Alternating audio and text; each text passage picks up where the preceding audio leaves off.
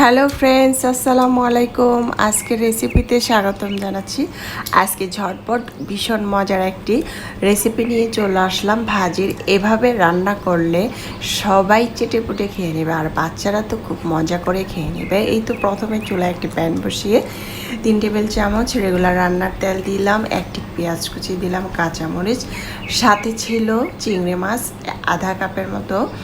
ছোটো চিংড়ি মাছ দিয়েছি। এখন চিংড়ি মাছটা খুব সুন্দরভাবে ভেজে নেব। যখন হালকা একটু ভাজা হবে তখন এখানে দিয়ে দিব রসুন বাটা হাফ টেবিল চামচ, দিয়ে অনবরত নেড়ে চেড়ে এটাকে ভেজে নেব 1 মিনিটের মতো।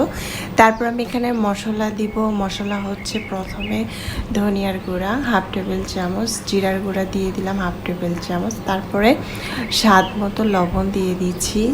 দিয়ে খুব সুন্দরভাবে এখন মশলাটাকে কষিয়ে নেব অনবরত নেড়ে চেড়ে। যখন মশলাটা খুব সুন্দর একটি ফ্লেভার আসবে তখন আমি এখানে দিয়ে দিব এই যে সবজিটা। আমি আগে থেকে সবজিটাকে ভালোভাবে ধুয়ে পরিষ্কার করে কেটে নিয়েছি, চালনে ছেঁকে রেখেছি। অনেক সময় এটা পানিতে ভিজিয়ে রাখলে অনেক পানি ওঠে, তাই ভালোভাবে এটাকে ছেঁকে রেখেছিলাম যাতে পানিটা পড়ে যায়। তখন আমি 5 মিনিটের মতো রান্না করে নিয়েছি। দেখতে পাচ্ছেন এটা কিন্তু ঝটপট রান্না। যার হাতে কম সময় তারা কিন্তু এভাবে ঝটপট চাইলে রান্না করতে পারেন, আর এটা খেতে কিন্তু অনেক মজা হয়েছিল। চাইলে এভাবে ট্রাই করতে পারেন। এখন আমি এটা পরিবেশন করে নিব। মাশাআল্লাহ, দেখতে খুব সুন্দর হয়েছে, খেতে তো আলহামদুলিল্লাহ। এই ধরনের ভাজিগুলো সবজিগুলো খেতে কিন্তু অনেক মজার হয়।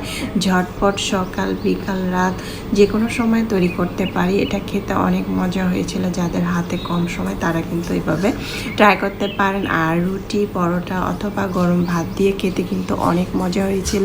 চাইলে এভাবে ট্রাই করতে পারেন। আশা করছি যারা নতুন রাঁধুনি তারা তো অবশ্যই কাজে আসবে। ভালো লাগলে অবশ্যই সাবস্ক্রাইব করে লাইক দিয়ে পাশে থাকবেন। এটা চাইলে ট্রাই করতে পারেন।